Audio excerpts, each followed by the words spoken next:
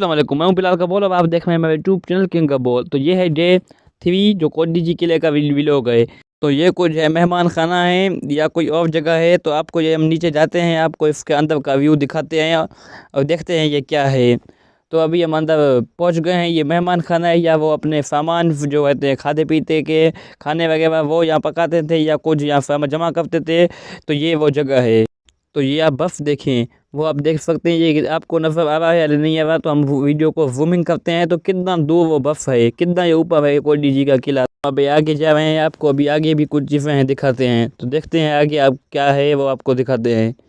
तो आगे है जो अहलतशी भाई हैं उनका जो है कलम बर्फ़। तो भाई ये आप देख रहे हैं ये सारा इलाका है, ये कोडी जी का किला है।